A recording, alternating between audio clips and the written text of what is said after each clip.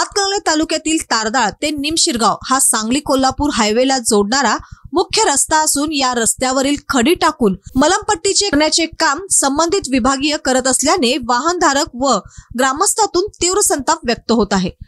सदर रस्त्याची दयनीय अवस्था याबाबत दैनिकात बातमी प्रसारित केली होती। या अनुषंगाने संबंधित विभागाने रस्त्यावर खडी टाकून आपण काहीतरी काम करतोय हे नागरिकांना दाखवून देण्याचा प्रयत्न केला, परंतु तारदाळ ते निमशिरगाव या महत्त्वाच्या रस्त्यावर खडी टाकून मलमपट्टीचे काम सुरू असून कामाच्या दर्जाबाबत ग्रामस्थांनी तीव्र नाराजगी व्यक्त केली आहे।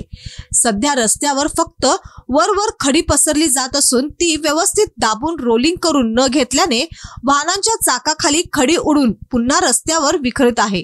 त्यामुळे प्रवाशांना खड्डा व खडीमुळे अपघाताचा अधिक धोका आणि प्रवासात गैरसोय होत आहे। ग्रामस्थांनी सांगितले आहे की रस्त्यावरील खड्डे भरून त्यामध्ये खडी टाकून योग्य प्रकारे रोलिंग केल्यास या कामाचा फायदा होईल, अन्यथा काही दिवसात खडी विखुरली जाऊन रस्ता पूर्ववत खराब होण्याची शक्यता आहे। त्यामुळे रस्त्याची दयनीय अवस्था जैसे थे होणार आहे।